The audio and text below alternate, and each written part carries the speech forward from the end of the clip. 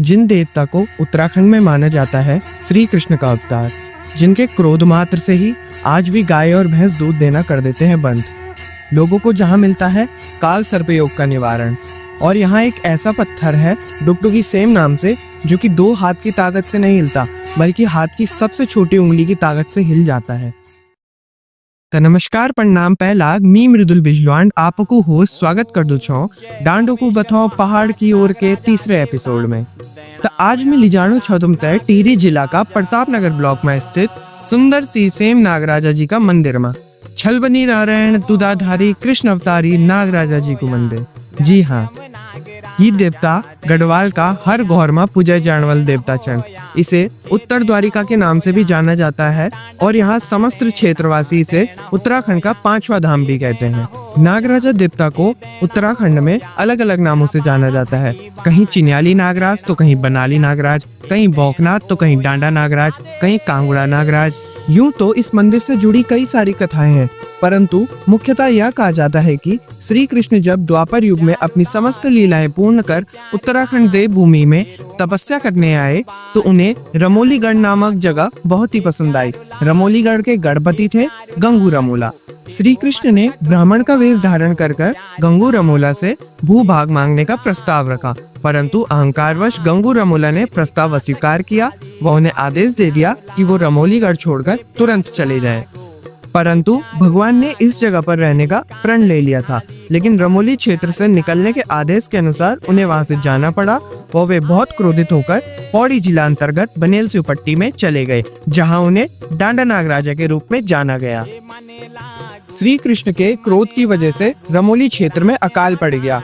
गाय भैंसों ने दूध देना बंद कर दिया। वह गंगू रमोला की कोई भी संतान नहीं हुई। जब गंगू रमोला ने अपने ब्राह्मणों से इस बात की पूछ करवाई तो उनके ब्राह्मणों ने बताया कि ये श्री कृष्ण का ही प्रकोप है। श्री कृष्ण का शक्ति परिचय दे गंगू रमोला ने श्री कृष्ण को भूभाग देने का प्रस्ताव स्वीकार कर लिया, परंतु उन्होंने एक शर्त रखी कि श्री कृष्ण को वहां के क्षेत्र में एक हिरणा नामक राक्षसी का वध करना है।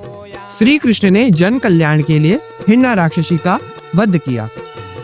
श्री कृष्ण रमोलीगढ़ के जंगल में गए और हिरणा राक्षसी को ढूंढने के पश्चात जिस डुगडुगी सेम के बारे में मैंने आपको पहले बताया, उस पत्थर से उसे धक्का देकर उसके शरीर के टुकड़े टुकड़े कर दिए। श्री कृष्ण ने गंगू रमोला को उपयुक्त जगह पर मंदिर बनाने को कहा और आश्वासन दिया कि उनकी सभी गाय भैंस दुधारू हो जाएंगी, वह उनका रमोलीगढ़ फिर से हरा भरा हो जाएगा। परंतु गंगू रमोला मन से संतुष्ट नहीं था, लेकिन उसने फिर भी मंदिर बनाए। 6 मंदिरों का निर्माण किया और 6 के 6 मंदिर रातों रात गिर गए। वारुणी सेम, आरुणी सेम, सतरन सेम, तलबला सेम, अरकटा सेम, परकटा सेम और आखिरी 7वां मंदिर परकटा सेम कहा गया, जहाँ की श्री कृष्ण ने गंगू रमोला को दर्शन दिए और वहीं पर तपस्या में लीन हो गए। श्री कृष्ण की ये शक्ति का परिचय दे गंगू रमोला ने उन्हें प्रणाम किया और उनका पूजन नियमित रूप से परकटा सेम में करने लग गए। एक और कथा के अनुसार ये कहा जाता है कि जब श्री कृष्ण और कालिया नाग का युद्ध यमुना नदी में हुआ था तो श्री कृष्ण ने कालिया नाग को हराकर उन्हें सेम मुखेम में जाने को कहा था। प्रभु की महत्ता को देखकर कालिया नाग ने उनसे सेम मुखेम में दर्शन देने की विनती की। अंत समय में जब भगवान कृष्ण द्वारिका छोड़कर उत्तराखंड के रमोलीगढ़ में आए तो कालिया नाग को उन्होंने वहां पे दर्शन दिए और वहीं पत्थर रूप में स्थापित हो गए। मंदिर के समीप ही सतरंजू का सौर नामक एक बुग्याल भी मिलता है, जहाँ पर कहा जाता है कि श्री कृष्ण ने हिरणा राक्षसी का वध किया था। और साथ ही ऐसा कहा जाता है कि अभी भी श्री कृष्ण यहाँ पर अपनी घोड़ी में सवार होकर दौड़ लगाते हैं। और ग्रामीणों के द्वारा ये भी कहा जाता है कि यहाँ पे सभी आचरी मातरी गोपियाँ श्री कृष्ण के लिए गीत गाती हैं, नृत्य करती हैं और यहाँ पे उनकी तपस्या में लीन है।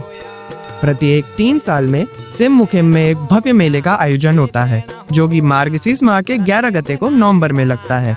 इस मेले में अनेक धार्मिक महत्व है, इसलिए इस दिन यहाँ पे हजारों की तादाद में श्रद्धालु आते हैं।